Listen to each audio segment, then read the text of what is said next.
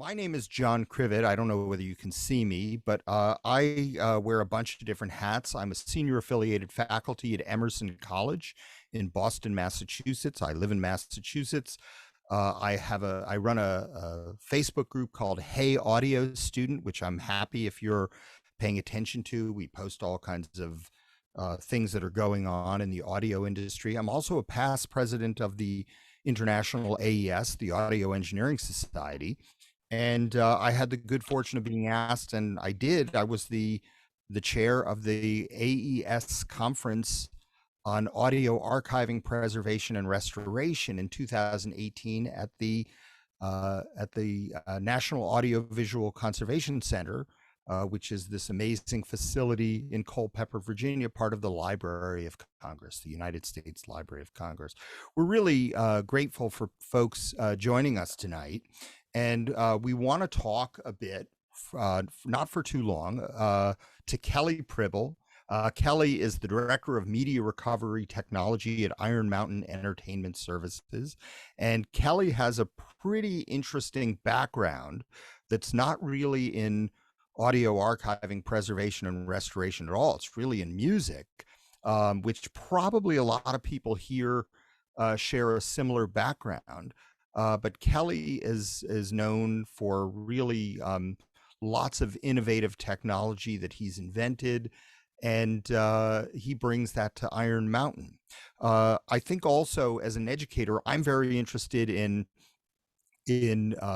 teaching students really of all ages about the economy of audio. I think that that's a really important thing. So I don't know how much is being taught about audio archiving, preservation, and restoration, but I think that this is probably pretty helpful. So we're going to talk a little bit about that, go from Kelly's background into the kinds of things that he does for Iron Mountain, some of the issues that are related to audio archiving, preservation, and restoration.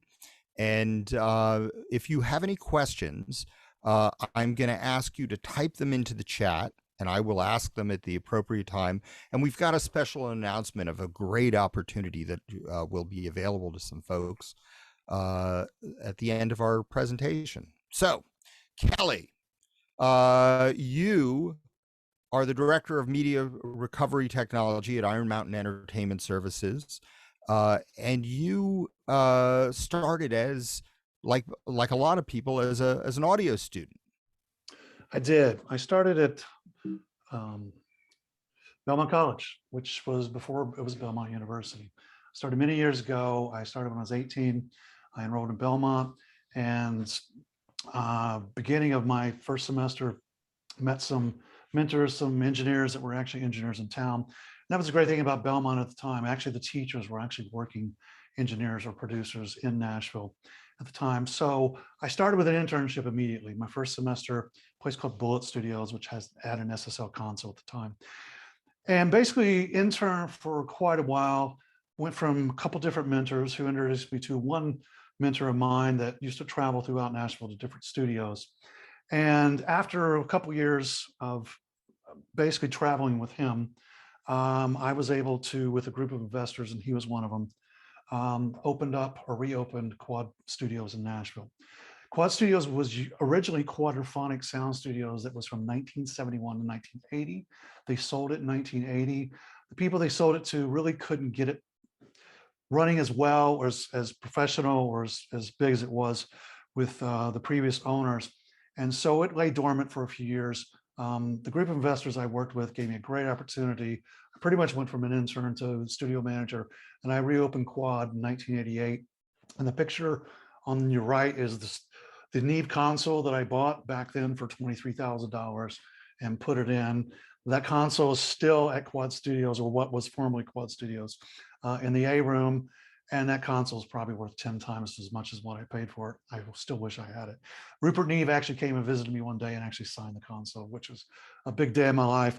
And some Pretty of the, nice. I'm sorry, say again? No, I said pretty nice. Pretty nice. And I actually took him to lunch, and he met Chad Atkins while we were at lunch. And I sat at a table watching those two speak to each other, which was an amazing day in my life.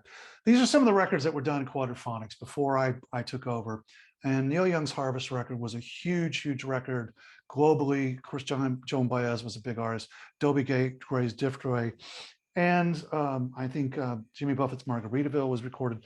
But the Neil Young Harvest, once I took it over, was globally known as being, this amazing record. And through the years of me running Quad, that brought me a lot of work, actually, of people calling from around the world, people calling from the United States, saying, is this the same studio that Neil Young's Harvest was recorded? And actually brought us a lot of work. And after the first year of putting the studio together, I had so much work going on. I was turning away so much work that we bought the building next door, gave me a great opportunity to be a builder and a designer. And so we bought the house next door, put the two together. And this is the first design room from the ground up that I built. You can see it's kind of a living room, had a fireplace in it. And I bought a Trident A range, which was the last A range built, and put it into this room. Years later, when things changed, Butch Vig bought this console and recorded a lot of his records on it. So that console still lives somewhere. That's still making a lot of big records. So at the time, I had a Neve console, I had a Trident A range, I had a third room that had a Sphere Eclipse C, and a fourth room that had a little TAC Magnum console. So the great thing about working here was we basically had one kitchen and 4 studios, and we created this community vibe. And the pictures you see are before and after of me building the first big room that I built. And you can see there's a lot of windows. One of the things in Nashville, no one had windows. And if you work 12 hours a day or long days and you don't have windows, you kind of start getting jet lagged a little bit because you can't see the sun. You can't really tell the natural daytime. And so I wanted to keep the windows, which was really a challenge. And also you can see at the picture on the left, the ceiling was down to the top of the windows. And if you look at the picture of the right where the windows, the original ceiling was about another 4 feet high. So what I did in this live room was I took out the second floor, and you can see that upper area, which gave us this huge ambient drum room. And so we became really quickly just the hot place to go and record drums because it was a big natural sound. We could do different things in the room and create decays and all kinds of great things. And so this became the major tracking room in Nashville, 1990, 1991. And so this is another picture looking the opposite way. So you can really see a before and after of an old house that I was able to just really get creative and build some rooms. And this is the A room, which still stands pretty much this way now. And that old Neve is actually in the studio in the control room now. And so these are some of the records that were made while I was there. The Charlie Daniels Simple Man record was actually my first gold record that was recorded before we built all the studios on. And the cool thing about Charlie was I was a fan of his as a kid. I grew up in the Midwest. And so I knew who Charlie Daniels was since I was a little boy. And the great thing about Charlie was he would have people just drop by from all kinds of genres of music because he was friends to everybody that would want to come in and record or just see the place or just hang out with Charlie in the studio. And some of the people would be like Leonard Skinner band members and Blackfoot. And later on, after we recorded his first record, he came back and did a Christmas record in the July after the first year I was open, and we decorated everything for Christmas in the middle of July, and he was pleased. And then in 91, Amy Grant's Heart in Motion record was recorded there, and it was her first just big platinum secular record, did really well. And then later on, Leonard Skinner came and did a record with us, which were just ecstatic. Growing up in the Midwest, and Leonard Skinner's in your lounge. And what was cool about this was we had the one lounge, but we had 4 studios. And there was times that we would have people like this in at the same time, Whitney Houston, same time as Leonard Skinner. And we did some songs on the Bodyguard soundtrack. We did some work with BB and CeCe Winans, which was huge in the contemporary Christian music at the time. And they were really good friends with Whitney too. And then Lady Antebellum came in later. There was a lot more records, but these are some of the records that I had a little bit to do with and was around when these were being made. So there was a question, I'm sorry, there was a question about the fireplace in the control room. I don't think I've ever seen a fireplace in a control room. Someone asked if that caused problems, but you had some hit records here. So yeah. I guess that sort of stands for itself, right? Well, the thing about, I was a studio designer. The thing I did was create vibe. And when you had a fireplace in the control room, that was vibe. We weren't $1 million control rooms. We weren't the best built studios in town, but we were busy 5-6 days a week. And that was all about vibe. And that kitchen of meeting people over coffee and people asking people, hey, do you want to play on this? Do you want to play on that? And so these were old houses, you know, and like I said, I wasn't a designer. I went from an intern to running the studio, being a, you know, a studio builder and a designer and creating atmosphere. And yes, it did cause problems. I put it acoustically, yes, it did. It was later changed and taken out. But at the time, you know, this is 1990. It was all about creative vibe and providing an atmosphere with light coming through the windows and things like that. That's what it was all about at that time. And it worked really well. And we did a lot of hit Yeah. records as Cool. well. So, and then from there, I ended up having a great opportunity in 2000 to go to London. And there was a record producer named Martin Terefe from Sweden that invited me over to London. And Martin had recorded in Quad at Nashville. He was one of the people that was a big fan of Neil Young's Harvest record, wanted to come because of Neil Young's.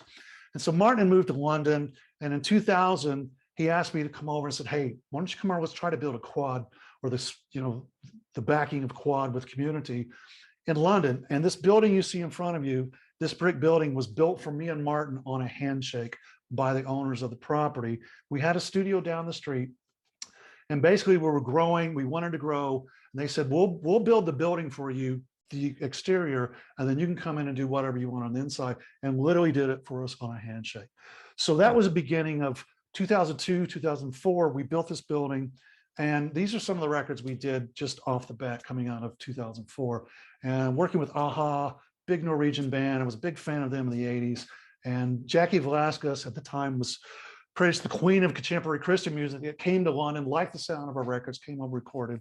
We recorded Jason Mraz's record that won 2 Grammys. I know he won a Grammy for duet, and I also, I think, for song. And actually we were nominated for engineer, but we didn't win that one, but we're certainly proud to be nominated. And a couple more records we did there. It was James Morrison's first record.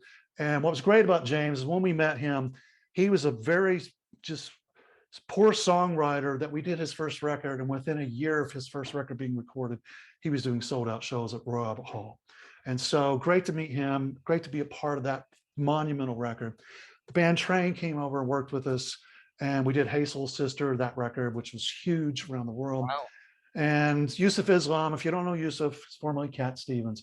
And we were able to actually talk him into start doing music again. There was a tsunami in India at the Indian Ocean right before we met him, and he wanted to do a benefit song. And so he came and worked in the studio, got the vibe back, and I ended up building a studio with him at Kinseltown, and I became his engineer for many years. And some of the people I got to work with while I was there just love, you know, these are my heroes. Of course, Yusuf. I got to work with Coldplay for a bit, and AHA, and of course James Morrison and Jason Mraz were 2 of my favorite artists I got to work with. And so being there at Kinseltown, I spent 10 years there. I started having some issues with immigration, and I'd been away from my family for a really, really long time. And so some things came up to where I kept building and building and building. And right before I decided to leave, this is kind of the before and after of the studios. And one of the things that we wanted to do as well was make that community vibe. And so what I did was I built a kitchen, and we call this the King's Table. And so I was about to leave, but I was like, okay, I want to make my mark in London because I want to make this community, this vibe. And so what we would do is mandatory for everybody to have lunch on Fridays. And throughout the week, we'd have people coming in from all over the world, sitting at this table, just wanting to be part of the vibe. And so that was a very cool thing that they would sit there for a couple of days with, who are you? Oh, well, I'm a songwriter from New Zealand or somewhere, and just became a community family. And then once a month, one of us would cook for everybody. So this was kind of getting towards the end of where I was at. There's a couple more studios. This is Studio C. And at this point, I decided, it's like, you know what, I really need to get back to see my family for a while. And so I came back, and I ended up in Iron Mountain in Pennsylvania. And if you don't know about the underground, I came here in 2010. This is an old limestone mine that is physically 250 feet below ground. And there's lots of businesses in here. There's lots of government things in here. And there's 2 studios that were built in here. I think 2004 by a guy named Ken Calais. Iron Mountain ended up buying him out. And so this is the underground facility that 3,000 people work in every day. And these are just caves. There's an underground lake that's 55 degrees that helps cool the mine with the air conditioning systems. And this is what businesses look like. There'll just be a section cut out or carved out, and then they'll put a wall up and air conditioning, and there's a business. And so what was cool about this was these were two of the studios I started, and this really started my archiving world from making records in Nashville and London. And then I showed up at our mountain in 2010 and became an archivist. I started my archiving career. So my career changed from making music to actually starting to archive. And my first year there, there were some situations going on down in Brazil, in Rio de Janeiro especially, and there was a big vault that had some issues. And so before I went, Ozzy Osbourne shows up. And one of the things cool about this is Ozzy and his son Jack was doing a road show that was going across the country in an RV, and Jack wanted to see where Ozzy's tapes were. And so they came up, they came in, they got to see the original tapes, they got to play their tapes. And this was pretty much me getting ready to leave. And I ended up going to Rio de Janeiro. And so I spent a better part of 3 years in Rio. I built a studio there. My remediation career really started there. We started finding issues that no one had ever seen in Rio with mold and adhesion and just things we didn't know what were going on. That this was a very confidential project, so I don't have pictures of the studio, but we were seeing issues that no one had ever seen. I was reaching out to the Library of Congress and showing pictures and experts, and we started finding issues that we had never seen before, which really led me to rethinking my world as an archivist and kind of a tinkerer and inventor, and really looking at the issues that were, in front of us and what to do about them. And so I ended up coming to New Jersey at the same time I was in Brazil. We had an issue there. And so while I was in New Jersey, we decided to build some studios in New Jersey. So there was nobody supporting New York City for Iron Mountain. So I started building studios in 2013 in Moonachie, New Jersey. And this is my Studio A. There's a Studio B. We actually have another Studio C that's a small room. And from there, that's when remediation came in for me as an archivist. And remediation is recovering an asset that has an issue of either mold or its degradation, or it's just poor storage, or it's been stored somewhere close to the ocean and the air has done something to it. And so I built a lab in New Jersey and really started to work in remediation along with archiving, which is kind of where we're getting now to. These are some of the issues that I'm starting to see. And this is a VHS tape that was brought to us by a very, very famous artist. He just died a few years ago. And this was allowed to say who it is, Kelly? I cannot say it is because of non-disclosure agreements. All right, but we might. Are we allowed to say that his favorite color was purple? I cannot confirm that. I cannot confirm that. All right. So actually, we're working on. I'm going to be able to hopefully talk about this with the artist soon. But these were in his private vault, and he passed away a few years ago. And no one had been in his vault for years. They'd lost the combination. And so the estate had these tapes. They had some dates on them. They had some cities on them, but they didn't know if they may be video or they could be audio like ADATs. And so one of the things about these was some engineers had put these in some VHS players, not knowing what was on them, didn't see the mold. And the mold had gotten so hard and crusty that when the tape was playing, it actually split the tape and actually broke the tape. So they sent them out to me. And one of the issues with this is there were machines that built cleaning machines that were built for VHS tapes, but it took the tape out of the cassette, put it right back in. And if you've got mold, it's going to recontaminate it immediately. And the other thing is this mold had been there for so long, it had gotten hard and basically got to the point where it was going to damage the tape if you played it. So I started thinking, how do I fix this? How do we fix this? And I started coming up with an idea. I guess I just need to build my own machine and build the layout of taking the tape out of the cassette, decontaminating the cassette, cleaning the tape, and then putting it back together. Hopefully that would work. So I started the initial design layout. Okay, how am I going to do this? And so with that came some challenges. One of the challenges is to turning this tape was building some kind of a sprocket or something to turn the tape. And I took some old VHS players apart. everything was plastic. I couldn't really mount anything to a motor to actually start the movement of the tape, to even start the cleaning process. So one of the big challenges was building some kind of a sprocket that I could attach to a motor. And this is an evolution of a part. I'm showing you from the left to the right, the raw piece of material, down to the far right, the actual piece. And you can see how far and small it gets and how much work it takes and engineering it took me to get to that point. And the other thing is, now how do I put it on something to be able to turn? And so this is the fabrication of a prototype of the machine. And I'm building some kind of a platter here to put the tape on to be able to turn it. And if you notice what this material is, if you can't tell, it is cutting board that you use in your kitchen. And one of the reasons I use this for fabrication is it's probably the most well-produced, well-manufactured piece of material that is made for fabrication, because they figure somebody's going to put it on a hot stove.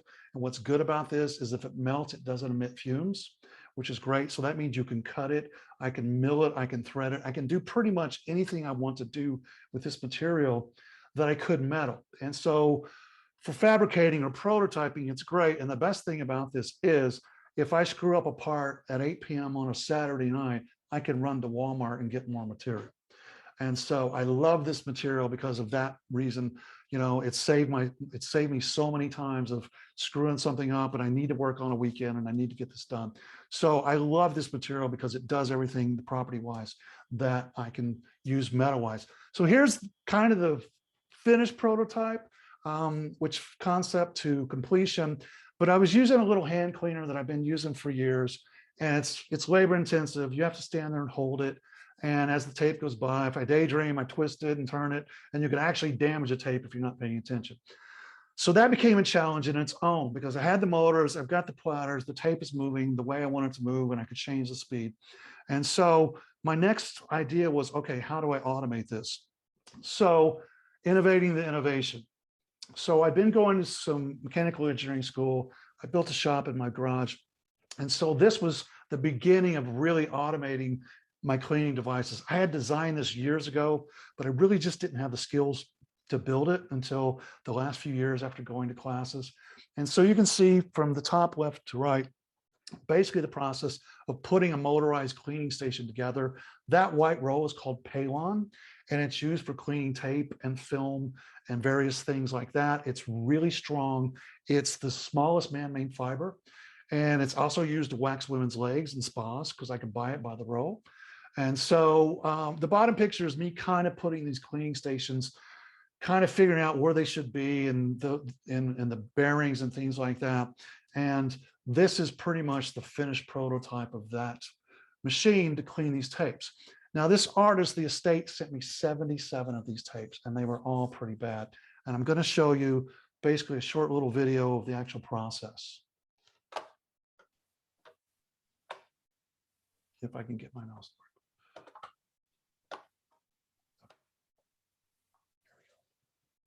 So this is the first pass. This is going from the very moldy tape I showed you pictures of through the cleaning station. That's cleaning the top. I've got some special sauce solution on top of there. And this is the motorized section that's cleaning each side of the tape as it's going through. And I built all these pieces and parts.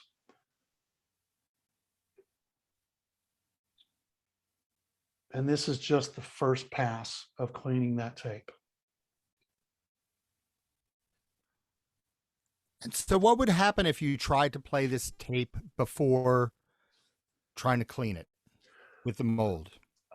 It would probably rip, because with the mold on it, all these white spots you see is hardened and crusty, and it's bound the layers together. And this is really thin.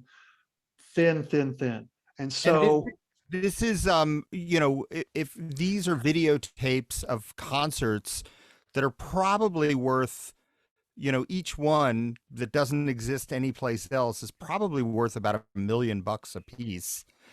There's such value to this, and also just the cultural heritage of having these things. The fact that these were in this artist's private vault, for whatever reason, this was his collection. They ended up being videotapes. We didn't know until we were able to clean them. And then put them in a VHS machine, and we were able to digitize them. They were live concerts of his shows throughout the world, mostly in Europe and Australia in 1989, 1991. And for whatever reason, these were in his personal collection. So these were collectible to that artist. So yeah, you're right, John. If these were probably put on auction, these would probably be worth $1 million each. If the auction were to go that way. I think the legacy of this artist is that we're going to digitize this. They're going to probably create a museum, but without doing what we did and really pursuing to get the historical value out of these probably would have been lost and no one would have ever known what was on these. So very pleased to be able to be a part of that and be able to, create a machine and get creative and have the ability to be that. And working at IMES, I have this lab and, we warehouse millions of items around the world. And I'm kind of the go-to guy with this. So I'm very happy to be that. So, And to be Kelly, able to, there have been a few questions about, you had mentioned you talked to some of the engineers at the Library of Congress. A few people have asked about whether you're working with material scientists. How do you sort of come to understand what chemicals might work and might not work? Sure, it's been a trial and error a little bit because I buy a lot of stuff on eBay and tapes on eBay and with acetate and all kinds of things that I obviously try techniques out on beforehand to see if it's going to melt or if it's going to do something. It's been a lot of trial and error. Some of the stuff I'm getting ready to show you now is also not knowing what a substance is and taking a sample and sending it off to a lab and getting a result back and then maybe pivoting the process based on what we're seeing that we don't know what's there. This I knew was mold because you could smell it, you could see it, and I've had so much experience with mold. Let me show you another one. We'll get into that sampling about that. So And let me just say, Will Wade is commenting. I have over 1,000 VHS tapes that are singular and historic that need to be archived and restored. Would these tapes that are from a similar time most probably have the same issues? Some issues. We bake everything now because over a period of time where you've got storage, tape itself, just the process of the manufacturing absorbs moisture. So we're seeing results, even digital tapes, DATs, digital 3348s, we bake everything just to remove as much moisture as possible. Oh. We're seeing that with quad video tapes as well. So one of the things that, depending on where it was stored and how it was stored, is a lot to do with how to treat it. If it's been climate controlled, it should be good as long as you bake it. But you really need to, open the cassette up, see what's going on, because that'll identify a lot of issues that you might not be able to see through the little window. So if you've got that many, particularly VHS, which is a very old format, it's not a robust format, that, do a little bit of digging and kind of see what you might see in there. If you see some colorization or something, that's where you're going to have to look at maybe some kind of remediation before you digitize it. Because I'm also seeing digital videotapes that are very, very thin, that are bound together. You put them in a machine and they just rip. And trying to splice something like this, a VHS or even a digital video, back together after it's damaged is almost impossible. It's not like audio where you can get a good clean break and you can, not hear it. Once these tapes break, they're so fragile, you're gonna have a hard time fixing them if you don't prevent that kind of material breaking. So I had never heard of someone baking a videotape, so when you bake a VHS tape, that requires you to take it out of the plastic casing. Is that correct? No, you can actually leave the whole casing. You leave everything in the casing. Oh, wow. Audio cassettes, DATs, you can leave it because we're baking right now. We're baking 10 hours at 130 degrees, and we have no issue with anything melting. We haven't had any tapes melt. Obviously, you want to stay away from acetate, but at that level of temperature and that length, we're having pretty good results with that. The only thing we have difficulty is 2-inch quad tapes, the videotapes, because they're normally on 14-inch reels. And so what we'll do is we'll bake the tape and then we'll put it on a machine and fast forward it. So what was at the core is now on the outside, and we'll bake it again. And we have great results with those tapes, because a normal baking for one of those big 14-inch videotapes just doesn't get to the inner layers that's so tight and pressed to the center of the tape.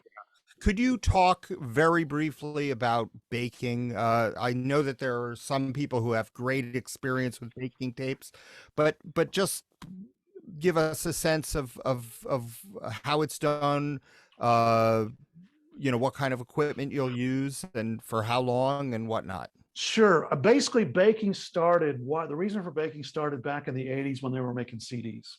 And what was happening was they were the process of lubrication and the process of manufacturing tape changed about 1970, and they had to put a synthetic lubricant, which I'm going to show you here shortly, into the manufacturing. And by the 1980s, when they were pulling out master tapes to transfer for CDs, they started finding the tapes were stopping, and there was this shedding and this oxide buildup on the heads, and people freaked out. And most of the tapes in the US were either Scotch or Ampex, and a lot of the tapes that were being transferred at the time were Ampex. So Ampex was still in business, so people were screaming at Ampex. So Ampex, their engineers and scientists got together and figured out, oh, if you bake the tape, it will actually take the moisture out that was what was causing. It's called hydrolysis, which absorption of moisture in the tape. You bake it for a certain amount of time, and it removes that moisture, and so it makes the tape stable enough to play.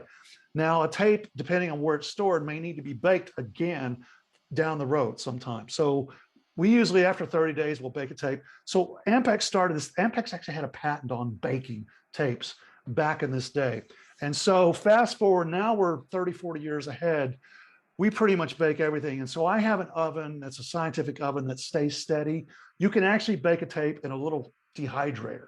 You know, the little dehydrators, the ones you can buy at Walmart, you can put a tape in there, put it at 130 degrees, it'll dehydrate, put it 8 to 10 hours. I've seen people bake tapes at home all day long. Cassettes, things like that. If you're going to transfer some cassettes, you want to bake them, get one of those little dehydrators.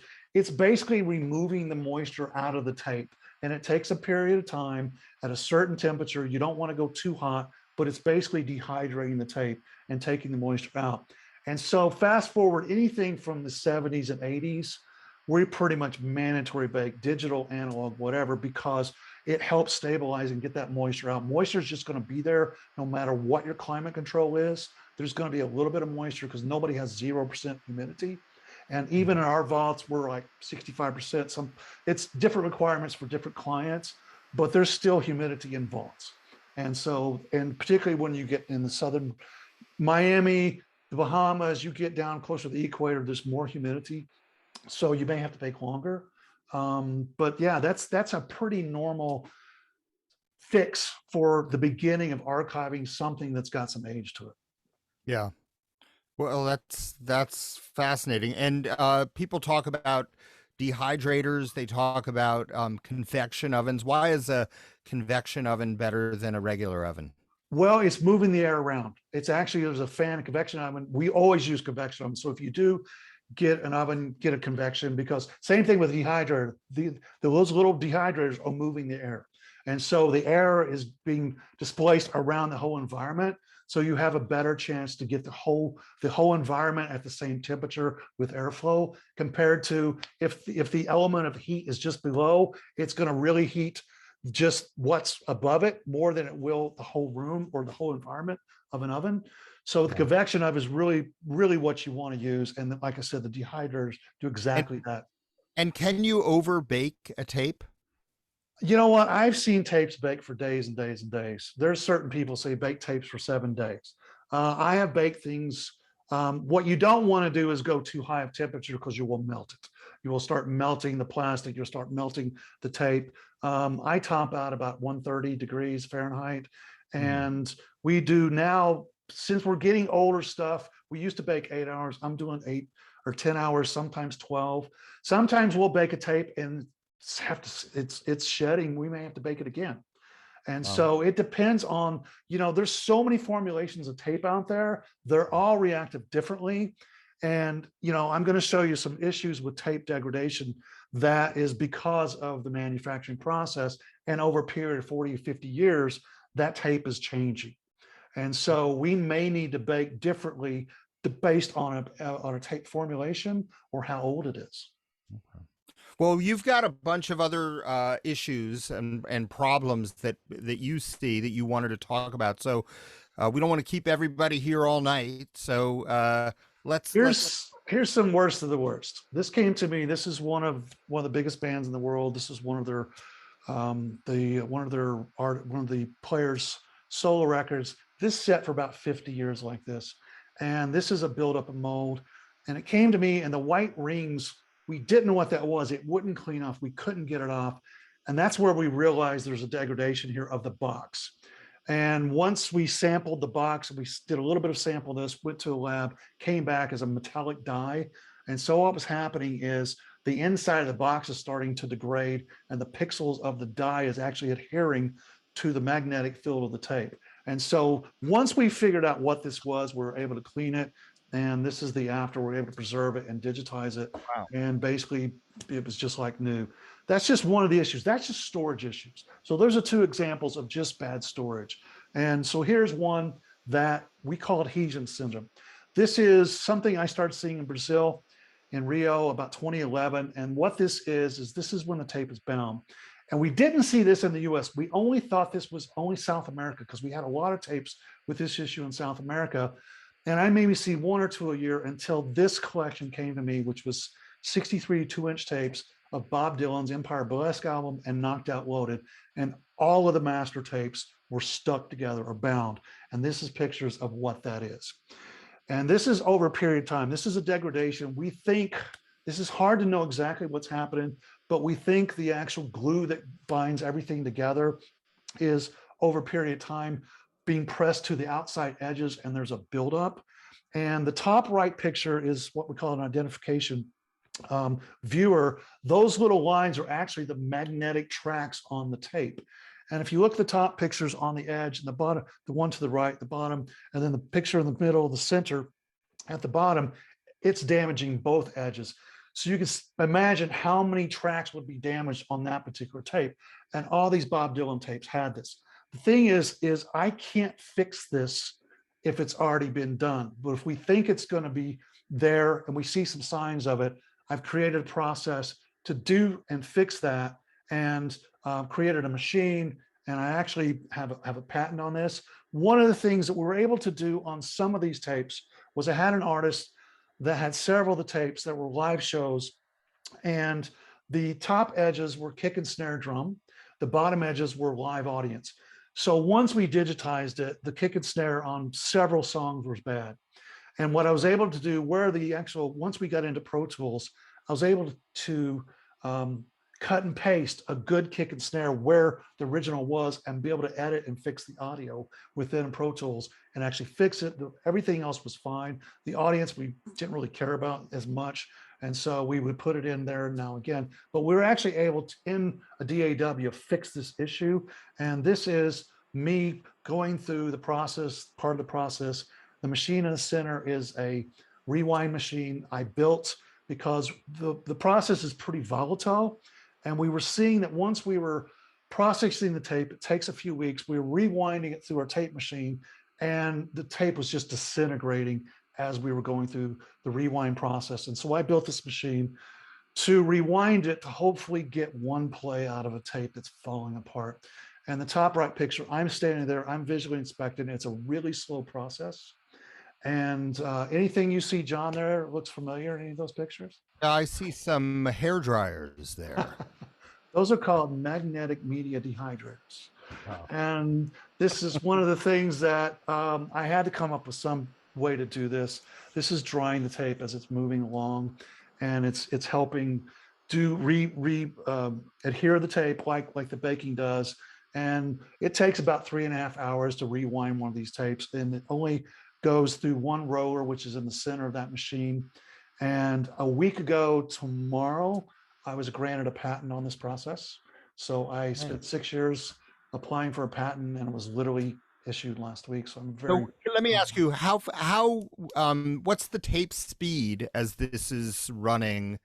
and drying? Is it? I assume it's pretty slow. Do you It's know? very slow. The box you see on the top, I can change the speed. That's all speed and controls and turning what hair dryer on I need or not, and that kind of stuff, and providing. It's really slow. So if you think about a normal rewind for a tape would be 7 minutes, 10 minutes. This is 3 hours, so it's Wow. really really slow, and it's really slow because if I start seeing some issues, if it's still binding or it's ripping at that point, I may put the tape back into the process.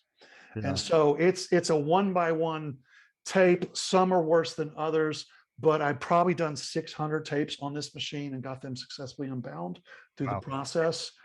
So your strategy, your goal is just get it unbound so that you can get one good play and digitize it in that one play. Hopefully so. That's the ultimate goal.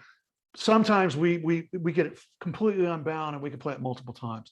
But Yeah. I consider tapes like this kind of dead on arrival, because if you would put that on a machine and hit rewind and walk away, you're going to destroy that tape. And Yeah. so, I've been discussing this for a few years now, and there's some archivists out there that are really looking for this, particularly with age tapes of a certain age and certain other issues. And so it's starting to be known, like, stand at your machine when you hit rewind, because you can hear it rip immediately. And if you're in a fast rewind, you're gonna destroy a song real quick. And Yeah. once that's destroyed, I can't fix it. And Yeah. so that's one of the issues I deal with constantly. And another one is I got these tapes sent to me 2 years Hey, ago. can I just one thing before Sure. you jump to that? Professor Tom Cadley from Middle Tennessee State University asked if you could talk a little bit about edits on the tape. How is that influence what's going on here? They usually come apart when this process is happening. These edits usually come apart. I'll have a block right there. Um, I may have to split the tape into sections until it's fully processed, and then transfer in sections. That's a great question. I don't think anybody's ever asked me that, so that's a great question. Most of the 2-inch tapes are song by song, and so sometimes the leader tape will stay there. It depends on the tape, what kind of leader it is. If it's paper leader, it's trash. If it's something old from the 70s, it's usually trash. I'll replace it and put a plastic leader in and re-leader everything and resplice it. Yeah. Most of these are 2 inches that have this issue. When you get to a 1/4 inch tape that has this issue, those are the worst because there's such a small area. Once it's bound, they tend to destroy. I've had pretty good luck with them, but they're so much harder to deal with and unbind than a 2-inch tape is, just because So of the size. so if if you can't save the edge track, if there's some dropout on the edge track, can you go back in and maybe edit, take a drum that was missing from, this place and grab it from some other place? Absolutely. In editing, yeah, that's kind of what we do with it. We've done a couple artists that way, that the artists have obviously passed. There's no way to bring something back in to do something again. So yeah, we can bring in things. Usually we try to capture something on the tape to fix it with, because that's the sound that we're missing, usually Mm. from either later on in the song or later on in the tape, and try to get it as genuine as possible, and then cut and edit, because we can see where it's at visually. It's just the sound is distorted or it's clipped or something. So we can see where that original drum or placement was.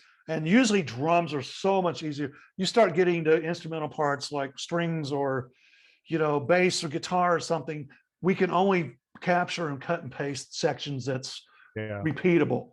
So usually what we've been lucky with, most of the stuff I've had to deal with so far, it's usually drums on those tracks.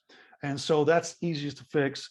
And it's been a crapshoot because we don't know what we're going to get. The great thing when I was doing with Bob Dylan's tapes, they would let tape roll for 2 or 3 minutes before they'd ever do anything. And so some of the worst stuff was at the very beginning of the tape that was really difficult, and was lucky because the picture you see here, that was at the beginning of the tape and there was no audio. Yeah. So that end is, so it's really roll of the dice depending on who it is and how they recorded and things like that. And what was great about the Dylan stuff I used was and worked on was he would just start playing the guitar riff and then everybody jump in and that was the song. And so it was Wow. great to listen to that kind of stuff after being able to preserve it. But those were considered kind of dead on arrival because if anyone would have rewound those tapes, it would have destroyed, we didn't know what, because, you know, we didn't have track sheets. So we didn't know what was where. And also it was like, okay, these are Bob Dylan's tapes. These are from his 2 records. And Wow. now with the immersive audio, people really want to go out and try to salvage and save as much as they can from the multi-tracks just because of immersive audio. Yeah. Yeah. So, anything else that we can see? Yes, this Other record came to me. This is Rush's Moving Pictures record that was released 40 years ago last month. And these came to me 2 years ago. The band and their management was basically archiving everything for immersive audio as well. And these tapes came to me. I'm a huge fan of this record. I'm a huge fan of this band. That's my physical vinyl record, about 1981 of this record. And these were actually the whole multi-tracks for this entire record. And so what was happening with this record was, this is the lubricant we've been talking about we have to bake. This is part of the recipe. This is the lubricant that is in the recipe that's sprayed onto the backing of the tape. That's part of the oxide recipe. And what we're starting to see now is this lubricant is leaching away from the entire recipe and coming to the surface of the tape. And these are 24 track head stacks, 2-inch tape. And as the tape is going by, this much of the lubricant is now coming off the tape. It covers the head. It actually makes the audio inferior, the high end goes away, and it actually will start squealing. And the picture to the right, each one of those lines is about 5 minutes of runtime. So that's about one song. At first, we really didn't know what this was. I'd seen it a little bit. I saw it in Brazil. We would clean it, and then we just didn't know what it was. And so until I actually sampled this and sent this away to a lab again, it came back as this polymer carbide product. I didn't know what it meant. So I reached out to ATR Magnetics, showed them that, and they're like, oh, that's the lubricant we use in manufactured tapes from 1970 to 1990. They knew exactly what it was. So I talked to some guys at Ampex, showed them this, and they're like, man, the tape is degrading. So we're starting to see this a lot from tapes from the late 70s and the 80s to the mid 80s. And we know we've actually, some of the tapes I've gotten in the last year or so, we actually transferred in 2004, 2005 that didn't have this issue. Fast forward another 15 years, and we're starting to see tapes 28 years to 35 years old starting to have this issue. And so one of the things that I don't like about this issue particularly is it's damaging my heads. It's actually eating into the aluminum. The concentration of it so much on the heads is actually eating to the aluminum. The other thing is these heads aren't made. These are older machines, and it's just it's you know, it's crazy that this is happening. We don't know what's happening. And so one of the things we're looking at was, I had cleaned some tapes on a particular artist, had another tape come in from a particular show of that, went to get the original tone tapes to put back on. No, I had cleaned that tape about 33 days prior, put that tone tape on, and just as much was coming off as this again. And that was alarming because we thought once we cleaned it, it's gone, it's fine, the tape's great. So this is evolving. So we don't know what's going to happen with these tapes in say 10 years. And so I'm trying to educate record labels and the states and saying, if you have some period tapes from 70 to 90, you need to look at this issue because this is a natural degradation. This issue and the binding issue is no fault to the artist or the management or storage. This is a natural degradation of the tape because of the manufacturing process. And really, when these tapes were being made back in the 70s, I don't think anybody ever thought, hey, they're going to be playing my tape in 2022. Is there going to be any issues? And as archivists, and as some of you guys out there, I'm sure you're seeing issues with this as well. I don't think anybody really cared. Once the theory was, once there was a two-track stereo master made, the multi-tracks are just put them away. Now immersive audio is coming out. We're starting to see these issues a lot with digitizing the multi-track tapes. And so I'm going to move on a little bit. I know we're getting out of time. Here's another effect of COVID that happened in 2020. No one was making records in 2020. Obviously so. The studios were closed. I stayed open. We were considered essential because we work with all the news networks. And so one of the things that was happening, no one was putting out material in 2020. And Mariah Carey's team reached out to me and said, Mariah knows she's got a lot of unreleased songs. Why don't we try to put something together?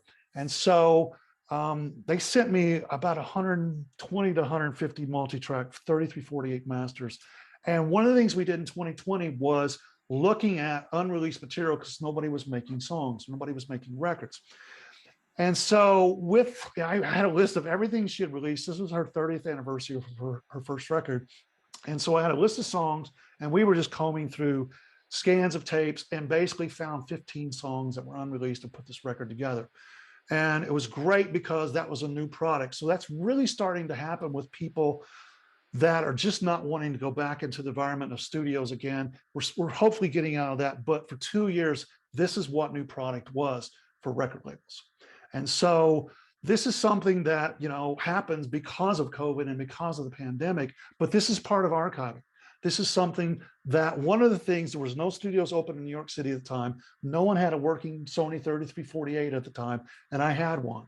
And so since we were open, we sit down with her team and we went through all of these master tapes and created a new album, which we're very pleased with because at the time, nobody was putting out new music. So And this really speaks to the economy of audio archiving, that there's huge value in these old carriers, these old tapes, these creative works that maybe haven't seen the time of day, or they haven't been released, or maybe they are not in the format. You know, there was no Atmos back in 1990 when she was doing something like this. right, the forethought. The funny thing about the format of this 3348, I've had people give those machines to me. I've heard of stories of them sitting out on the sidewalk for trash. When those machines were new, they were $400,000. They were Wow. very expensive machines. And I've had people give them to me thinking, I'm never going to use this machine again. Who's going to record on this machine? Now, as an archivist, I need that machine and a parts machine because obviously these machines are 30 years old. And so part of being the archivist is keeping those machines running and keeping this format running. And so one of the things also about an archivist I want to go to, and then we'll do some questions, is metadata. And if you don't know what metadata is, it's extremely important. So I'm going to go over this really quick. This is part of what we call metadata. This is a tape that was done in 1982. So as an archivist, that gives me some clue of what levels the tape might have been recorded on, which tape this is, how many tracks is on it, the speed, what the EQ is, did it have noise reduction, what the noise reduction was, and then song titles. And this says it was baked on February 14th, 01. So that's probably the last time this tape has been touched. Also over here is the track sheet, the guide to these tapes. And I'm going to show you, this is the master tape A and master tape B track sheet. And what's on here is a lot of information. I'm going to go back to the previous one. This is the master, and then there's what used to be called a slave. We don't call that anymore, obviously so. But this gives me some liner notes of what I'm looking for as an archivist. This is the guide of what's on every channel of that first tape or that first tape. This tells me it's the tape from master tape A. It tells me there's SMPTE on it, so it needs to be locked up. And this down here tells me all the channels of Dolby. All this information is extremely important. Without this information, this is metadata, we would not know how to set up the tape machines or the noise reductions for these tapes. So without this information, we would be completely lost. If I didn't know it was Dolby, I would have to really listen for it. I could hear it, but the general public wouldn't be able to know if it's Dolby. What Dolby also was, in 1982, there was only Dolby A professionally. Dolby SR came a few years later, so that date is very important of what Dolby. It doesn't say Dolby A, but it does say Dolby. So going on to the next tape, this is the master tape A, which is the adjacent. What they did was, it's telling me what tape it is, tells me it's the same songs. This is the track sheet for the song, Guess I'll Hang My Tears Out to Dry. It tells me where it is. And then this information is really important for me because what they did is they submixed so many tracks onto a second tape. And then that would open up new tracks for Linda Ronstadt. This is one of her records that she would do multiple vocal tracks on open channels that would then they would give a compilation of a master track.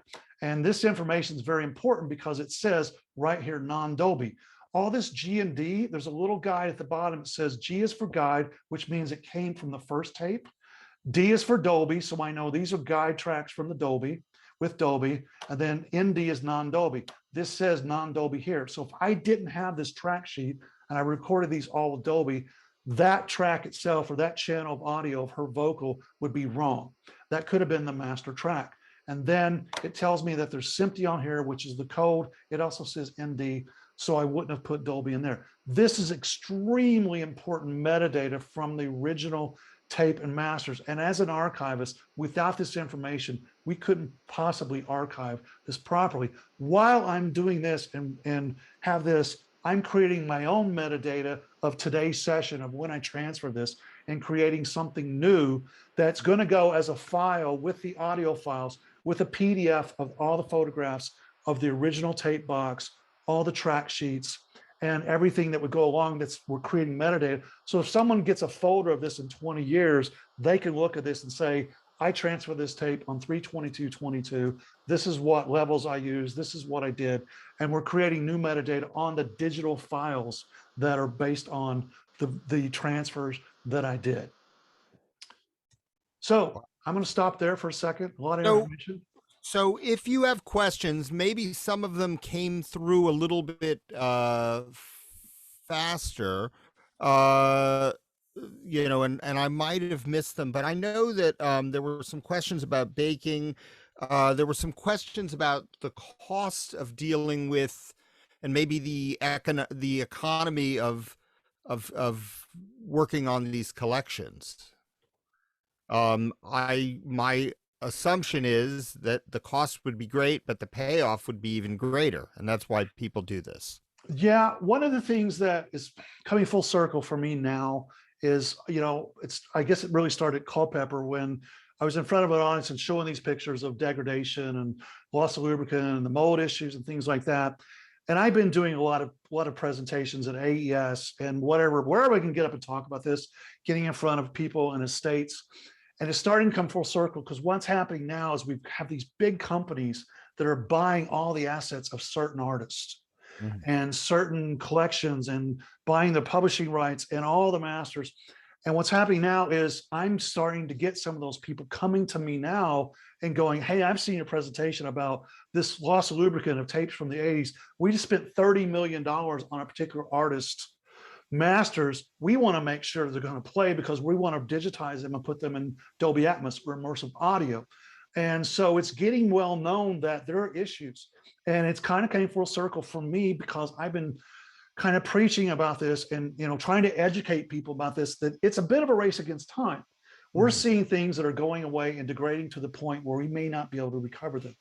And so with these big companies that are buying the estates, Prince's estate was bought, Linda Ronstadt, Bruce Springsteen, all these estates, this is all public knowledge that these big companies have bought these assets and they're re-releasing them on Spotify because the original, possibly the transfers were 48K is all they have. And Sun Records, they want to re-release all the original Sun into a higher resolution for Spotify or for immersive. So these guys are spending, a lot of money for the future of these legendary artists. And if we can't preserve them, they've lost their money. So that's a very big thing about monetization. So let me ask you a question. This is something that was asked. How often are you seeing issues related to print through? You know what? I don't see a lot of that because most everything is tails out because the normal of print through was if it was stored heads out because that print through is ahead of the downbeat. So we don't notice print through, even though the tapes I'm dealing with at +5, +6, really high levels, the tape by the time that tape was built or manufactured doesn't really give us that. And as long as it's been stored tails out, I never hear print through, honestly. I never notice it. And, we're digitized at 198. And so I really don't have that problem unless it's something that's been stored improperly. Well, what I would say we could be here all night with questions, but what I would suggest is there are so many great groups that I know, Kelly, you're involved with, the Audio Engineering Society. We had an amazing conference in 2018 at the Library of Congress. I think that if we're not going to do it next year, it looks like we'll do it the year after. Um, and I would invite anyone to be part of this conversation. I know we've got some amazing people that are commenting, some incredible experts. Um, and I know that they'll be joining us and we'll have lots of great discussions about it. Um, I know that you have an opportunity that you wanted to announce. I do. Might be helpful. We are going to try to do the first pilot archiving hands-on workshop in June of this year at my studio in Monaca, New Jersey. And what we're going to do is we're going to ask you go to the website, the QRC code or the link there. It's a landing page for you to go to and sign up. And it's a little bit of a questionnaire there and ask you a few questions. And if you're interested in this field, there are careers in this field. And one of the things we know is not a lot of people are teaching this archiving and historical archiving and things like that, or even having tape machines and dealing with old formats. So we're going to try to do a workshop at my studio, June 12th, Sunday to the 17th. We're going to cover all the things you see here, why archiving is essential, look at aging media. We're going to have hands-on of signal flow and all these things. So I invite you to go to the website of the link here, sign up. We're going to choose 6 people for the first workshop. I can only handle 6. I have 3 studios. And so one of the things is part of it, you have to get here on your own. So travel is up to you. Once you get here, I will cover the hotel and the food. And we're going to try to do the first pilot archiving workshop and see what happens with this. If this works, we may do another one in New Jersey. We may do another one on the West Coast. We also have studios in London. So these are where our studios are currently in the world. Hollywood, Burbank, Chicago, Nashville, and Boyers, PA is the underground north of Pittsburgh. I'm in Monaca, New York. We're going to build one in Toronto. Chicago's in the future. We have a studio in London. We have a studio in Paris, and we have one coming in Amsterdam as well. So if you'd like to be part of this program, I would really like to invite you, go to this QRC code, go to the landing page, sign up, tell us why you want to be part of this. Mm-hmm. And we'd love to have you. And like I said, we're going to choose 6 people for the first one. If it works, we will do others. So Kelly, one of the things that, someone asked me, why are we talking about your background and experience working in a recording studio, making records, building studios, all of those kinds of things? I think the answer is that you could have, maybe you've been out of school for a while, or you've been working in various facets of audio, doing some interesting things, and all of that experience is relevant. And so if I think that's really why we included that at the beginning. So I'm grateful that everybody joined us today. And I've already posted the link to this workshop on the Hey Audio Student Facebook group. So if you're, I assume a lot of the folks I've seen who are part of this are following that. You can see that and you can click on it and apply to be one of the people chosen for the hands-on workshop. And we're also going to make this recording available so that if folks weren't able to see it, they can. And maybe if you're an educator, you can share this kind of thing with your students. Lots of great stuff. Kelly, you're going to be touring some schools in Indiana and Illinois and Missouri in the next couple of weeks. Actually, this coming week, I will be at Webster University in St. Louis, Friday, Saturday, and Sunday for the Mid-Central AES show. I'll be there doing presentations with actually one of the guys from Sun Records on Sunday. So if you're around St. Louis, come. I am at the University of Central Missouri on Monday doing a presentation with one of the guys from Prism Audio. We're going to Indiana University Jacobs School of Music on Tuesday, Ball State on Wednesday, and University of St. Francis and Columbia College in Chicago on next Thursday. So next Thursday, we're doing a little bit of a roadshow. So if you happen to be in one of those vicinities, please come out and see us.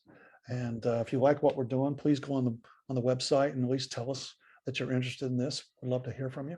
Well, this has been wonderful. You're an amazing resource for this part of audio archiving, preservation, and restoration, along with a lot of the people who tuned in tonight. I saw names of people that I am big fans of, and I think that this is really wonderful. There are opportunities. Um, I feel like it's, as an educator, it's my responsibility to talk about the economy of audio. And this is a big part of the economy of audio and creates lots of opportunities. So if you were smart enough to join us today, I hope you apply for Kelly's in-person workshop. And Kelly, we also want to thank Cullen Hoffman, who has helped us with all kinds of technical Thank things, you, Colin. and all the folks at Iron Mountain Entertainment Services. So we'll see you. There's a link on Hey Audio Student, and John, can I say one thing? absolutely. If you don't make this first workshop, we're going to try to do more. So don't give up. And we're going to make this landing page an official page that once we do more, that'll be an official page to go to. And so don't give up. If you don't get this first one, we may do others. We may do other areas and locations. So please keep trying. All right. Well, thanks so much, Kelly. This has been completely awesome. And feel free to reach out to me. I'm happy to connect you with folks. All right. Take care, everybody. Good night. Thanks, guys. See ya. Lovely. Thanks.